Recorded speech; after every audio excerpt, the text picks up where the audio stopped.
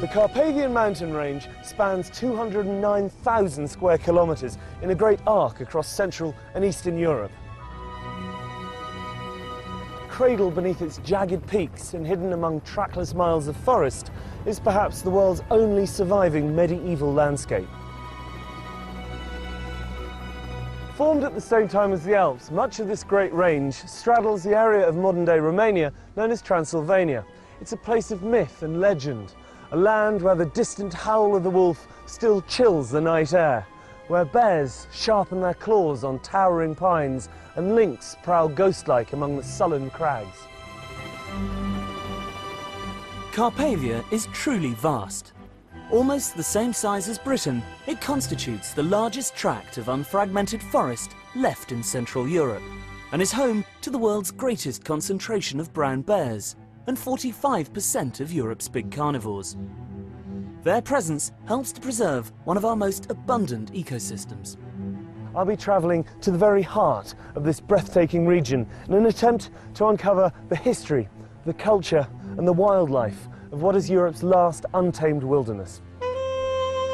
My journey will take me through the foothills, where ancient villages survive practically unchanged, despite Romania's stampede towards modernisation. I'll be exploring the forests and mountains beyond as we go in search of the European brown bear and find out why this elusive species is so vital to the survival of the environment. On my way, I'll be meeting a dedicated group of individuals whose passion for this area is helping to redefine its importance as one of the great surviving wonders of the natural world. These include a Transylvanian count who is working to conserve some of the most ancient of Carpathia's medieval villages, and His Royal Highness Prince Charles, who can trace his ancestry back to Romania's dark and distant past. The genealogy shows that I'm descended from Vlad the Impaler, you see. So I do have a bit of a stake in the country. As it were. With its deep gorges, cliffs and windswept bluffs, Carpathia is a popular destination for lovers of adventure sports. People come here from all over the world to rock climb, kayak and get back to nature. But for many Romanians whose parents were herded into cities by the communist regime, the mountains offer something far deeper, a chance to reconnect with their rural heritage.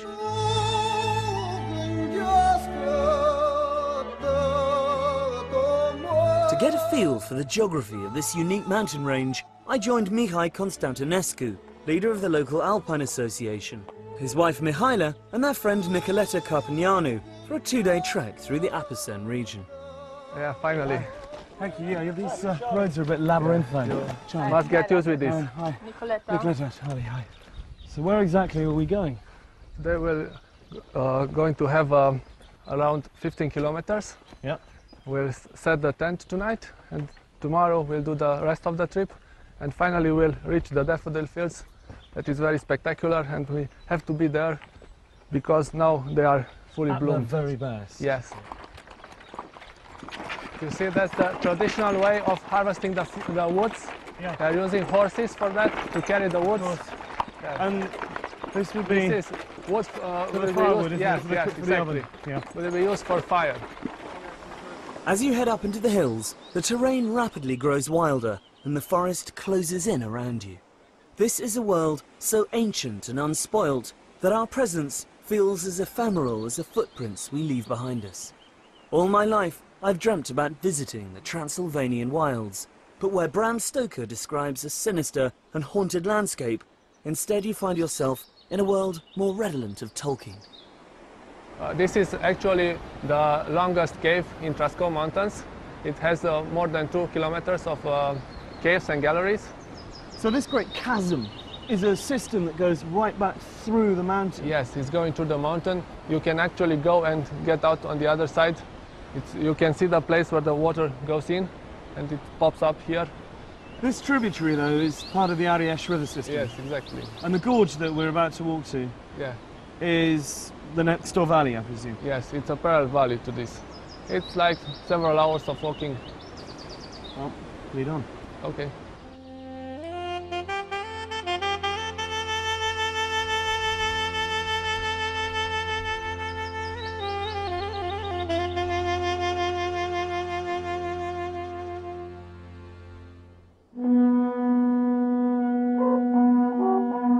We approached our campsite as dusk was fading to black. A fire was already lit and a local troupe of travelling minstrels were practising for next week's big daffodil festival at nearby Nigrileasa. This is a traditional pursuit for Romanians at weekends in this area. They come camping. It's one of the big things you do here. That's right. I think we're very lucky we got such beautiful countryside here, and most people appreciate that, so they come here weekends, also summer holidays. They usually get a tent and their backpacks and they go in the middle of the mountain, so you have to carry everything with you. Including your musical instruments.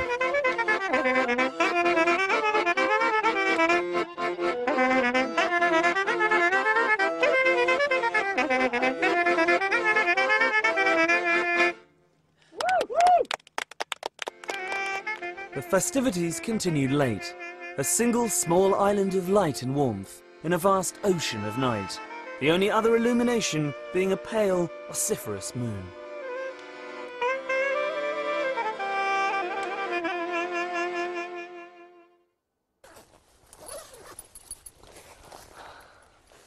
Check the coast is clear for bears.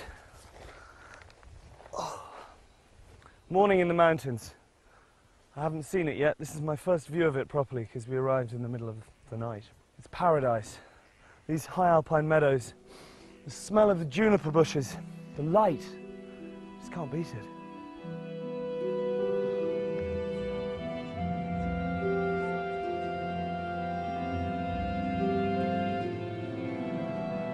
After a long morning's walk, we reached the wild daffodil pastures of the Apasan Hills. And although the festival was due to be held the following week, the ground was already a carpet of white. Well, I'm so glad we've finally made it. It's taken us, Yes. what, 2 days, 50k, thereabouts. And here we are finally. Yeah, nice place to come to. What an amazing place to Yes. come to. It's truly wonderful. Thank you so much. My pleasure, Being my anytime. guide. I think we should sit down and just take it all in.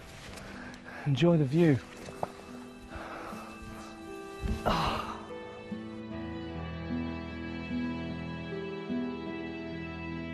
These stunning meadows of daffodils are just one of Carpathia's many floral spectacles, as I discovered when I caught up with head of World Wildlife Romania, Erica Stanciu, at a local food and crafts festival in Nucșoara.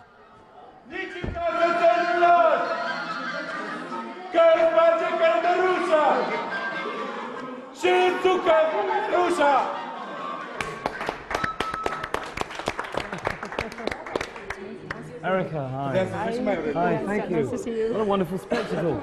Is this a regular occasion? Well, it's becoming regular. It is an old tradition that stopped during the communist times, and now it is being renewed. And the local people, including children, are very, very happy to do this and very Absolutely. proud. And these are all the local crafts, are they? Yes, these are all local people coming together to have fun and do some work as well. So this is a traditional social event, if you like, a social It's a social club. Exactly. Why are the Carpathians so important, so unique? Well, because we still have large areas of wilderness, which means very well balanced ecosystems with the whole array of habitats and species that were naturally here and still naturally are here, with the natural processes still happening. Because this is really unchanged from the way it was 1,000 years ago. Yes, there are large areas, large core areas I would call them, which are still in their natural form. These large wilderness areas are linked with corridors, and this means that animals have space And they to can move freely. They can move freely. Why is that so important? It's vital. It is vital, especially for some of the species like the large carnivores that need large spaces to Otherwise, survive. presumably you get inbreeding. Otherwise, there will be inbreeding. Otherwise, the whole population will be disappearing, if you like, Right. because they need space to live. These are large animals that need large areas to feed on, and it's crucial for them to have these corridors between the wilderness areas. So you have a lot of cuckoos around here. Yes, and many other species of birds. We have many wonderful species of flora, fields of wild daffodils and wild orchids and many other species which are very different from one season to the other. In May now and in June, up in the alpine areas, you can see wonderful gardens of wildflowers. Inhospitable though the Carpathians often are, people have been living here for millennia, and the mountains around Gradistia de Monte conceal something extraordinary. What you see today is estimated to be less than 10% of an ancient city that lies tangled and buried beneath the roots of the forest. The ruins of Sarmisegetusa, capital of the Dacians, have been described as the Machu Picchu of Europe, although they predate the Incas by nearly 1,000 years. Around 200 AD, it was the cultural, religious and military heart of a civilization that stretched from Slovakia all the way to the Black Sea. But this is an area that's proved almost impossible to conquer for any length of time. The Romans were forced to pull out due to the high cost of policing such wild terrain. Then came the Huns, the Avars, the Slavs and the Bulgars, the Magyars, and most enduring of all, the Saxons. Travelling northeast towards Brasov and the foothills, you reach a region where the German language is still widely spoken, and many of the people are descended from immigrants who came here in the 12th century. Or at least, that was the case, up until the early 1990s.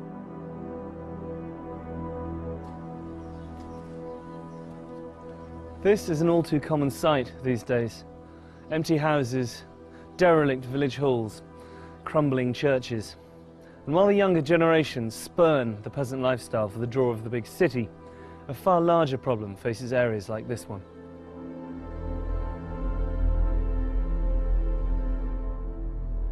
Following the revolution and the fall of Ceausescu, the German government gave its Saxon cousins the opportunity to return to their homeland.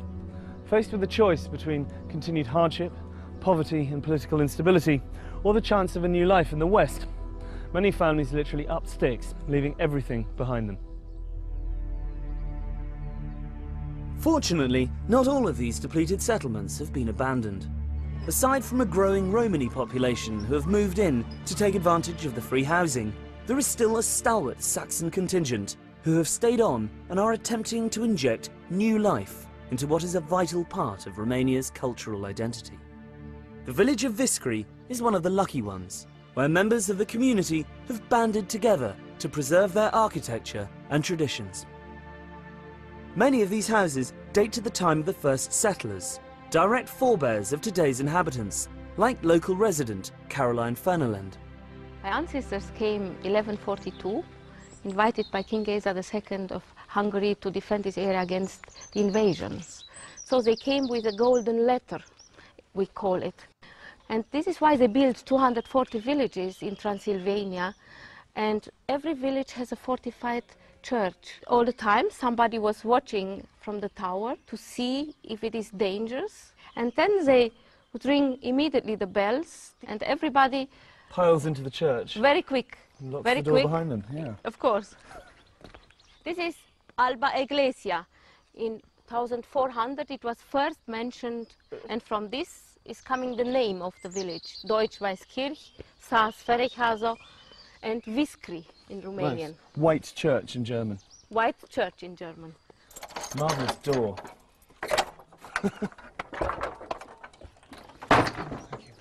It is a very simple church, and our daughter, she finds some rules from 1640, how the community was organized and what they have been allowed to do and what not. For example, if somebody during the service was snoring and your second neighbor would hear you, you have to pay a fine.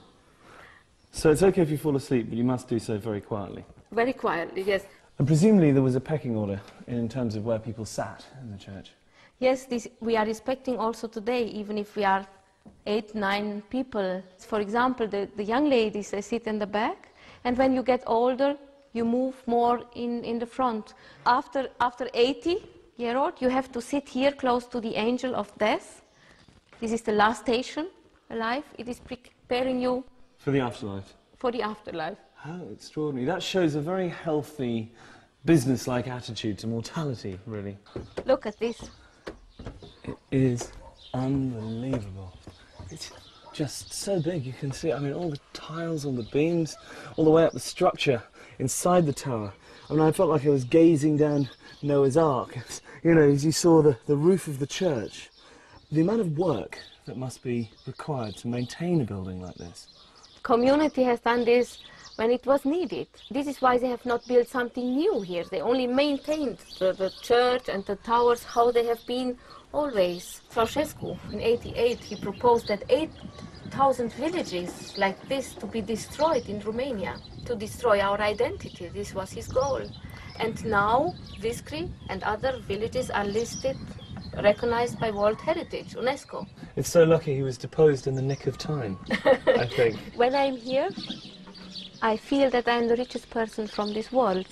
And if you are here in the evenings and hear these birds and insects singing, I really think it is wonderful, and all stress from the day is gone. Disappears. Yes, I think gazing out from this balcony has to be qualified as a form of meditation, really. It is, and I'm very grateful that I'm allowed to live here and now in this democracy. Journey across thousands of years of Polish history, from the birth of the nation around 750 BC to present-day Warsaw. Join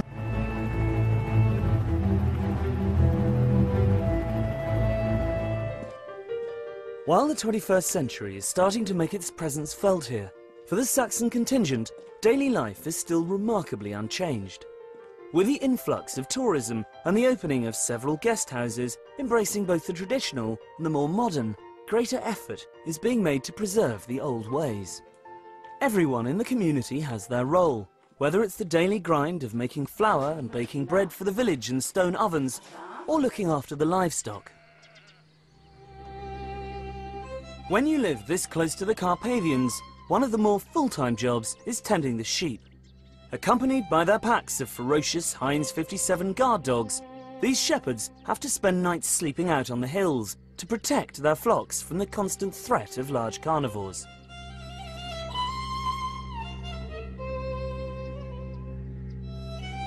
Am avut. Deci acum ce să spunem asta? Cum atacă lupul. They had problems. Usually the wolves are attacking. Lupul te atacă, te pândește. Șade drept o grămadă cu mărăcini undeva, vine, te vede că ai trecut încolo și s-a sărit pe oaie. Does he ever get scared? Because presumably if he catches a wolf attacking a sheep, he's got to go out there and try and bash it over the head with his shepherd's crook. Nu mi-e teamă, dar el e fioros. În momentul când în momentul dacă îl apuci de el vezi tu înainte și nu te vede el, e bine. Dacă te vede el și l-ai văzut tu, răgușești. Nu mai poți răi, gata. Would he rather there were no wolves, or is 1 or 2 sheep a year an acceptable loss to have large carnivores living in Romania? Deci să nu ai pierdere, pagubă. Dar să fie urși lupi. Poți să fie urși lupi, dar să nu ai pagubă. Every day, Steleka and his colleagues drive their flock for miles across the open pasture. And most exhausting of all, as I found out, they also need to milk each sheep by hand, twice.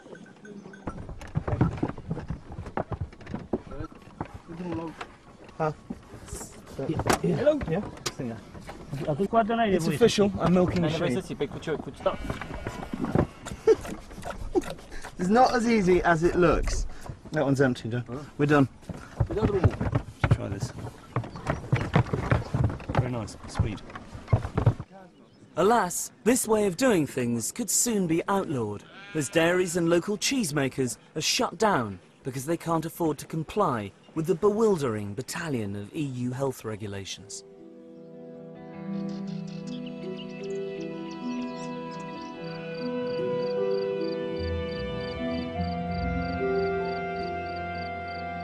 One organisation that is striving to prevent this from happening is ADEPT, a charity that maintains local methods of farming and living off the land are essential for the survival of a rich and varied ecosystem. I caught up with British-based founder Nat Page. We're now in a typical damp lowland hay meadow, which is probably the most threatened kind of habitat in the whole of Europe today. They existed around villages in Western Europe and Eastern Europe, and really they've only survived in Eastern Europe. Here, just in this square metre where we're standing, in the beginning of June, there will be 60 different flower species in every square metre. The diversity of the flowers is just absolutely unbelievable. And that's because this has never been fertilised and has never been sprayed. And this kind of landscape is of fantastic European importance. You say it's under threat. In what way?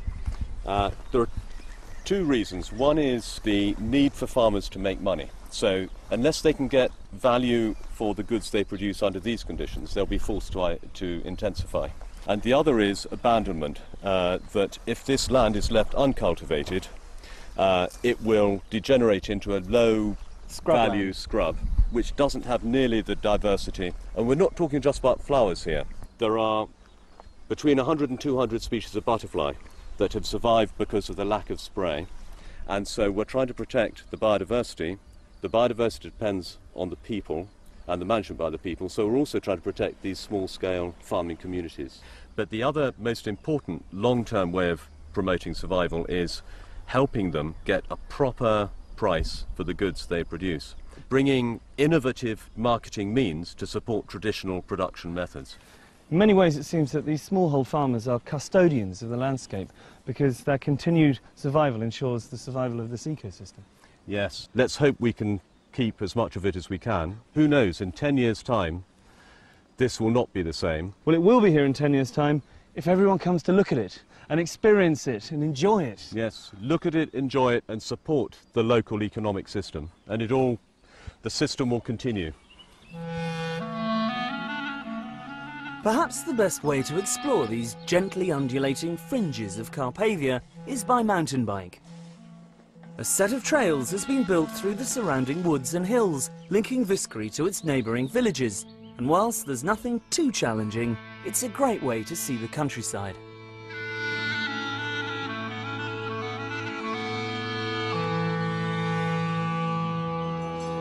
I arrived back to the village at dusk, in time to witness one of the most iconic spectacles of rural Transylvanian life.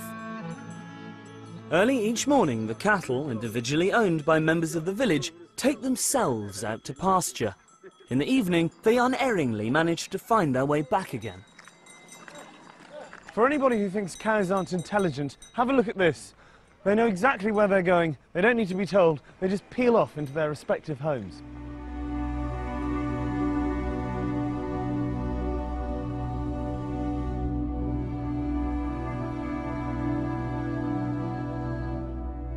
As Romania's economy is developing, the environment faces ever greater danger. With much of the country's biggest natural resources either under the ground or sprouting out of it, the impact on this mountain paradise is increasingly costly. This is one of thousands of illegal logging operations that are taking place as I speak in the mountains of forest of this area. Look at this tree, you can count the rings. It's over 100 years old. It's not even selective. Well, it's selective in as much as they take the largest and the oldest trees, cart them off. It's a tragedy. Deforestation is the greatest threat facing this wilderness.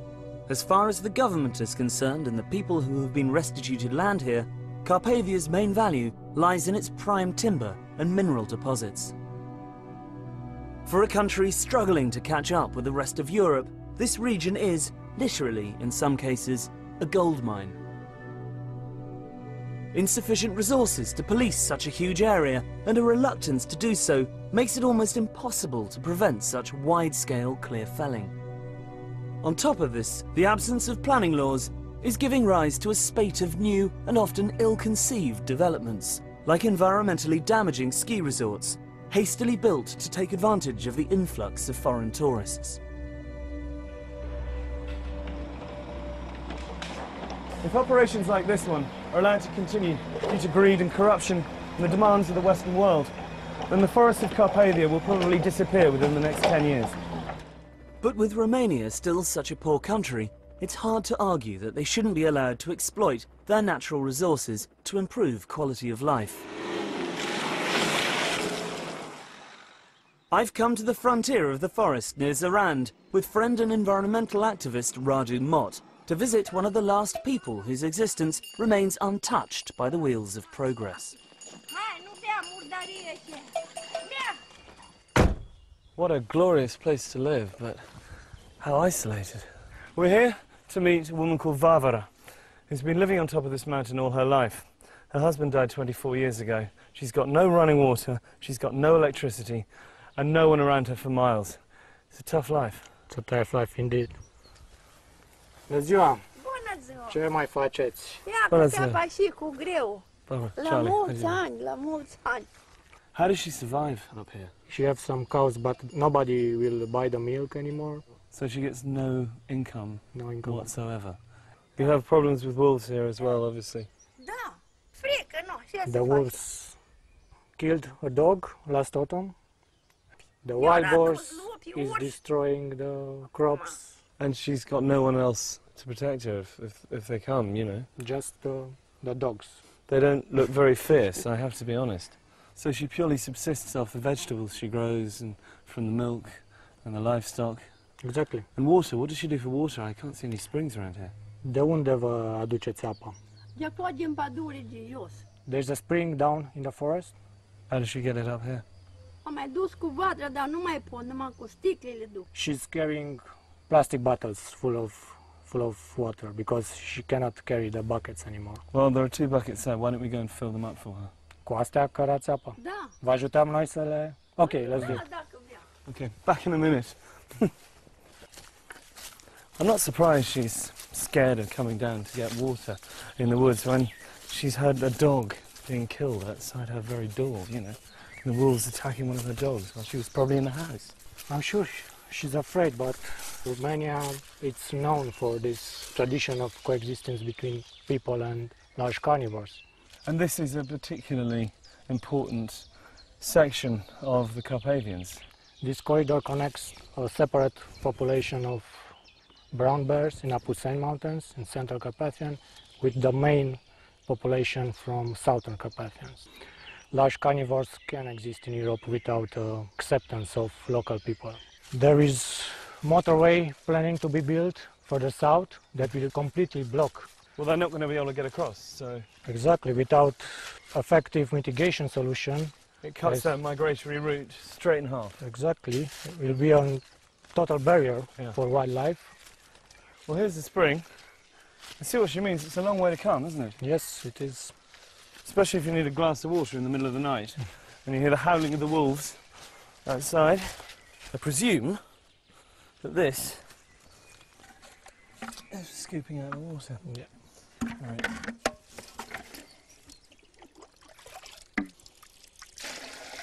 Can't believe she has to do this every day, and she doesn't even use these buckets. These little bottles don't last very long, so it must be constant coming back and forth. Exactly. But it's the only way for her to get water. I think we should try and raise some money, get her a generator and a water pump and a hose sorted out. Exactly. So, yeah. V-am adus apa. Vă mulțumim frumos. Cu plăcere, numai. Trăiți la mulți ani. Sănătate, numai bine. De Domnul. Hope that'll keep her going for a while.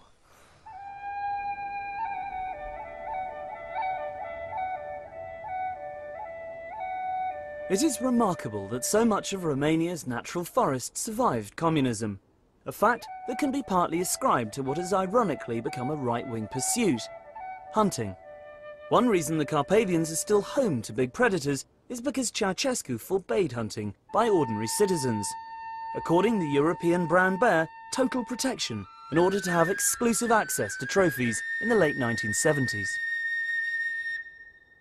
Today, Romania is home to over 5,000, around half of Europe's total bear population. One man working tirelessly to ensure their survival is naturalist Christoph Promberger. I joined him on one of his regular trips to monitor bear numbers in the forests north of Brasov. The wilderness really needs large carnivores because they keep the whole system in balance. They keep the ungulates under a certain threshold, so the forest can regrow, and when the forest can regrow, all the other species, the birds can live and so on. So the large carnivores are really important to keep everything alive. By ungulates, you mean herbivores? You mean the deer? Red deer, the roe deer, to some degree wild boar, the chamois in the higher elevations. For example, you know, if you don't have wolves, then the chamois will go down in the forest, and then in winter, and then they can eat a lot of the young trees. But if the wolves are there, the chamois, they stay high up, and then they don't damage the forest. They protect the trees, they protect the forest from being overgrazed. Exactly. The wolves and the bears and the lynx, they're on top of the food chain, so they control everything which is under them. When they control the ungulates, like the deer controls something below them, and so on. The whole chain keeps going. But if the wolves and the bears and the lynx are gone, then everything gets out of balance.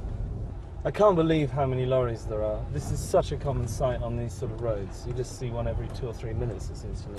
It's terrible, yes. I mean, they're taking so much more out than they should, or that they could take out. It's absolutely not sustainable. Why is it so important to preserve these forests? I mean, Romania is a poor country, and wood is one of its greatest resources. Well, that's true. We don't need the wilderness, but we don't need St. Paul's Cathedral, we don't need football, we don't need any of these things, but still we want to have them. And we are just one out of hundreds and thousands and millions of species, and they all have the same right to exist, and they need this wilderness. So we cannot just come and say we destroyed all. That's just, we can't do that.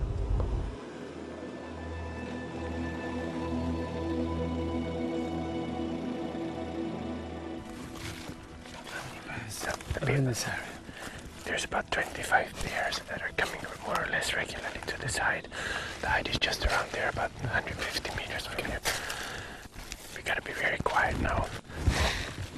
They're the same family as the American grizzly, aren't they? Yes, they're actually the same species. They're just a different subspecies. Okay. Yeah. We might look out. There might be already tracks. Now that we find tracks on the ground. They don't really attack people very often. No, don't worry. Don't worry. No, I know. I'm with you. I protect you.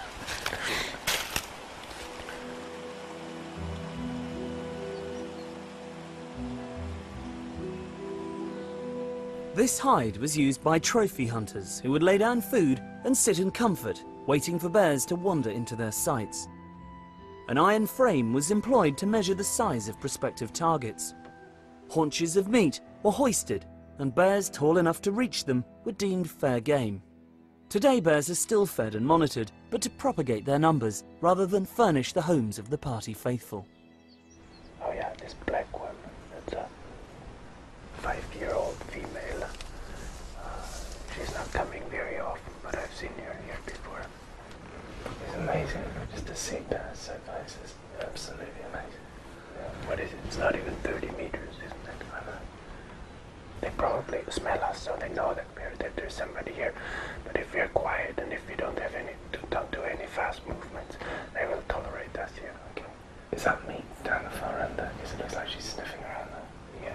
Yes, that is the leftovers from the slaughterhouse. They came word and brought about a week ago a truck full of that stuff here. Mainly sheep guts and the sheep heads. Do they prefer that to the muesli? Well, of course the meat is very protein rich, so they prefer meat, but it starts to get a bit smelly, so I think pretty soon they won't. I can smell a bit of it. I think pretty soon they won't touch it anymore. The cubs? Yeah, oh yeah, that's a mother with 3 cubs of the year. They were born in January. Oh, look at that. The first time this year that they come out here. Yes, they've never been here before. No, she was very careful with them so far. So that's the first time that they're here. Wow, so this is a special occasion. Fantastic. Oh, how big are they? 15 kilos now. Tiny. Yeah, that's so cute. They're everyone's. Look at that. It's not hanging off. It's trying to hang on. I imagine you never get bored of this. No. You come up there almost every day, don't you? You can sit here every evening. There's every evening something else happening. I can watch this forever. Really good.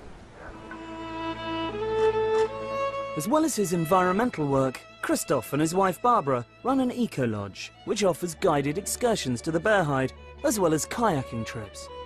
Their riding school, Equus Silvana, lays on equestrian breaks, where guests can spend days galloping through fenceless wilderness.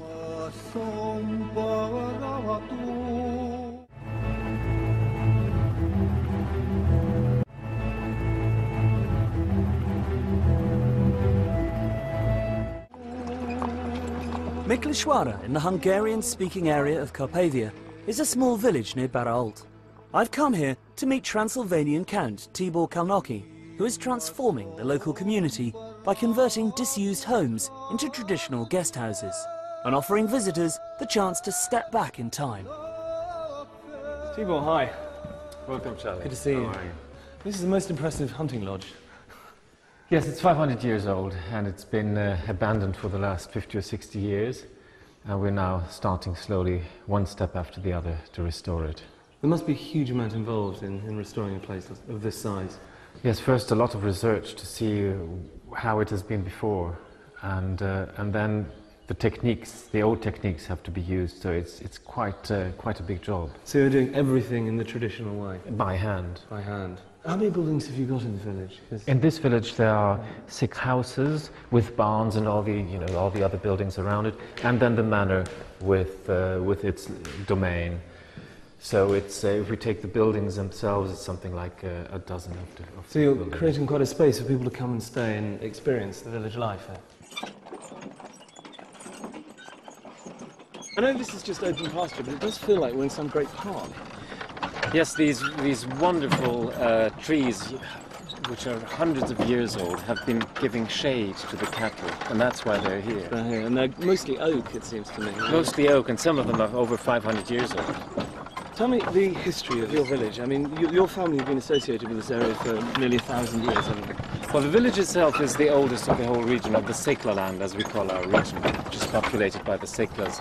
And it's going to have its 800th anniversary this year. The family is slightly younger. They came only 40 years later, so it's something like 760 years now. A relative newcomer. Yes, absolutely.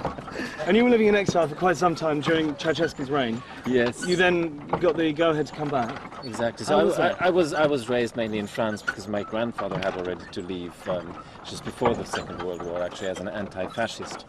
Poor man, he was anti-fascist and anti-communist and was born in 1900, so he had a difficult life. He was ahead of his time. Yes. I came back in the 90s and started to sue the state for illegal expropriation, and I won some of the cases, but we don't have enough land to make a living from. So we decided to live from tourism, because it's the ideal way also to support the villagers themselves. For example, in our guest houses we employ more people than we have beds, and we're very popular within the village, because the way we employ people allows them to keep their farms. If they would go to the city, they would have to give up their farms and work their way of living. full-time. Exactly. So this is just the right way for them to earn an extra living, but to keep their own lifestyle. And not compromise that. Exactly. Do you think that this wonderful way of life, do you think it's doomed? Is it inevitable that it will die out? I hope not. You know, I've seen in America and already in England also reenactments of, in open-air museums. People get dressed and then they reenact ways of life they think it might have been 100 years earlier.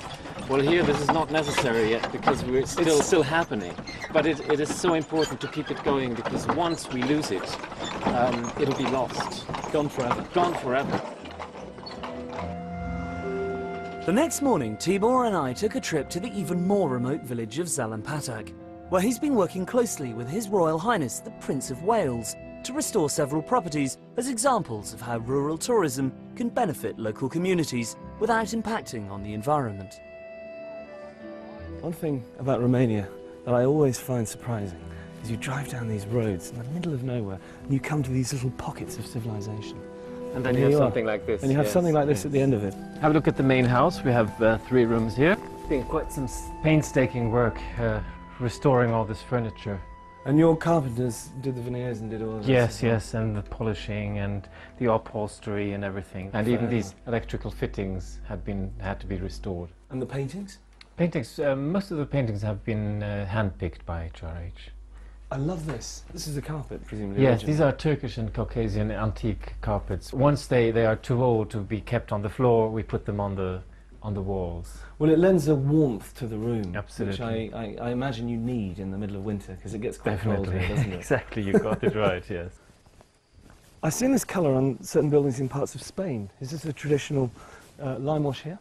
Yes, here it's called Transylvanian blue, and it's a characteristic here for serfs' houses, for stables, for houses that are not dwelling houses. So this is the old stable building, which they converted a bit to a more comfortable place. Yeah, just a bit.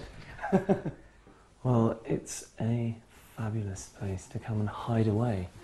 What's the inscription there? I got the Wales bit. Yes, it's a tradition to document the dates of building and renovation in houses in the main beams. So this one reads, this house has been renovated by Count Thibaut Karnocki in 2009 for the Prince of Wales. It's so satisfying watching craftsmen at work. It's immaculate when they put the tiles in. Yes, I wonder how they get it right. It's not so obvious, actually. No, it is like doing a jigsaw puzzle, really, Yeah. I think. Tell me, Thibaut, why did the Prince of Wales fall in love with this particular place? I mean, I can see it's very beautiful, but why here?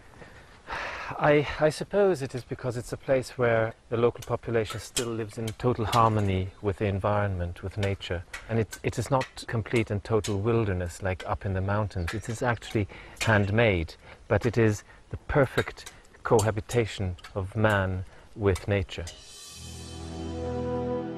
It's easy to forget in such comfortable surroundings that the forest is still only a few feet away from the back door. A fact I was reminded of when I took a quick stroll in the adjacent hills. Walking up through fields of orchids along the edge of the tree line, you are completely immersed in the natural world. I never dreamt that I would actually see bears in the wild outside a bear hide, but here was a sight I'd been hoping for all along. Proof that man has yet to ruin this pristine and innocent landscape. This is incredible. I can't believe my luck. Look. This is why the Carpathian forests, mountains and villages need to be preserved in all their untamed glory. Not just for the benefit of future generations, but to ensure the survival of Europe's most endangered carnivores.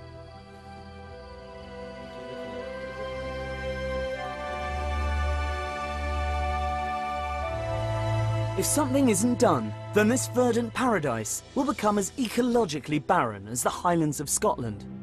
Once covered by magnificent forests of oak, beech and pine, now bare with new saplings grazed into submission by a wildly inflated deer population.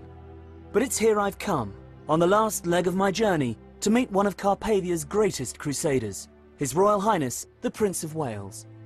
The key thing I think about Romania, and Transylvania in particular, is that there's so much we can learn from, it seems to me. It is the last corner of Europe where you see true sustainability and complete resilience and the maintenance of entire ecosystems for the benefit of mankind, and also for nature.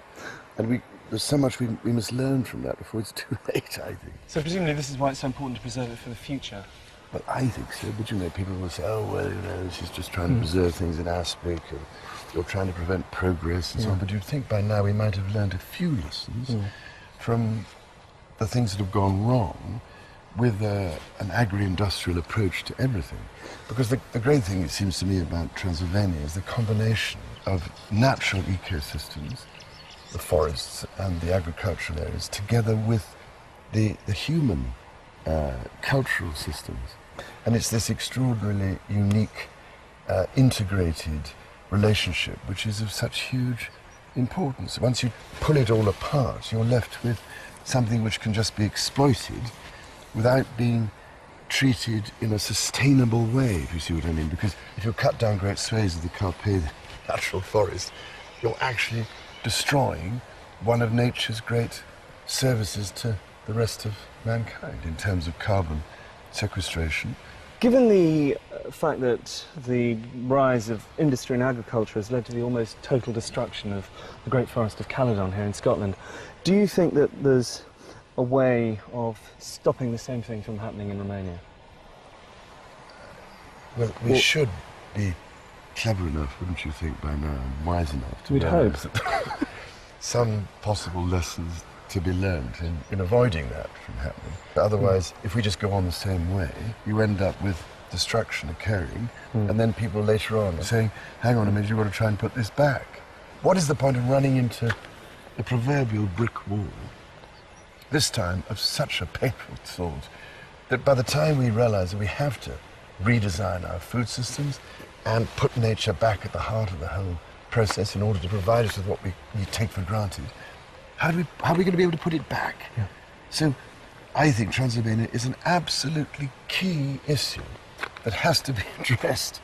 What do you love the most about Romania? It's the timelessness of it, which is so remarkable. And almost out of some of those stories one used to read as a child, it's quite remarkable. People are yearning for that sense of belonging and identity and meaning. And we have to rediscover some of these aspects of the way we produce food and live with and maintain and give back to nature if we are to make sure this whole system continues. And that's why human cultural systems matter, because they're intimately linked to that aspect of nature. It's in us, but we've somehow denied it and thrown it away and said it doesn't matter, it doesn't exist, it's irrelevant. It isn't irrelevant. Nourishes the soul and the heart, absolutely. That's what Romania does for you.